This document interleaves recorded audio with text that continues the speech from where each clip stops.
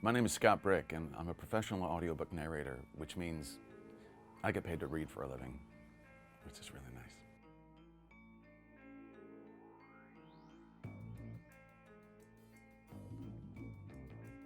You know, I don't do a lot of, I call them vocal histrionics. I'm not a big character voice guy like you would hear in an animated film.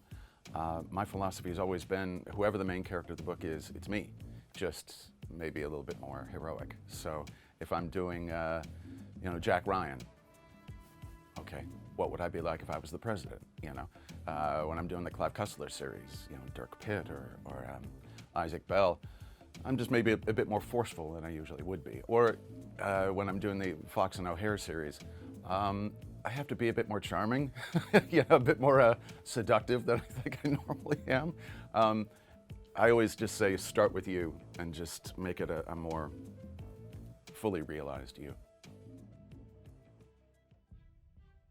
It becomes like muscle memory, a character I've done for many years is a New York detective, It's really funny when fans will give me lines to say, hey, could you say it like this character? And I can't, because I have to wait until I see the author's words. But as soon as I see the author's words, the official canon, author's words, I'm in. It just comes right back. I don't know.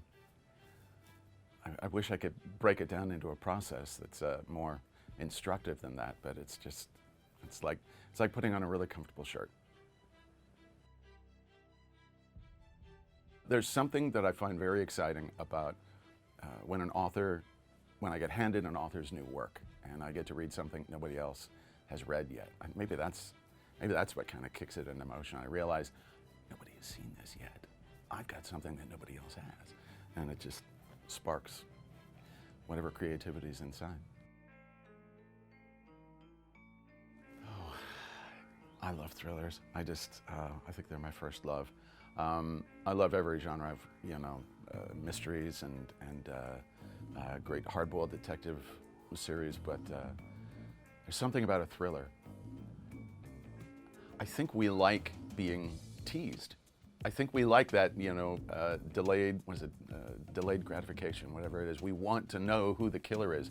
But when the author, ends a chapter with something like, it was you. I knew it was you all along. And then pause, chapter 16. And you're like, oh, what?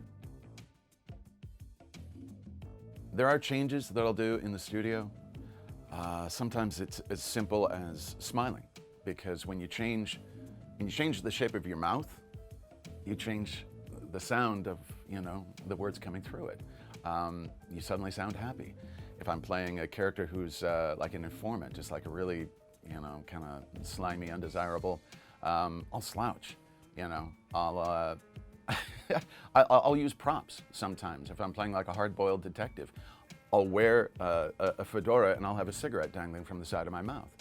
And I was doing a project years ago, and as a joke, I showed up to the studio dressed in a kind of 1940s, I had a fedora on my head. And the director I was working with, as I got ready to actually record it, he mics me, he gets me all set up, and I'm wearing the fedora for that. But when we started recording it, I took the fedora off. And I recorded about a page, and he gets on the talkback and he says, Scott, can you put the hat back on? And I thought, oh, it's like the bounce of the sound, The fedora actually makes me sound different, and he mic'd me that certain way, so I have to reproduce that.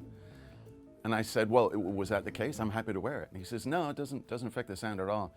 It just sounds better when you're wearing it. And I just cracked up. I'm like, I don't know why it is. It's one of those intangible things, but if I sound better with a hat, by God, I'll wear the hat.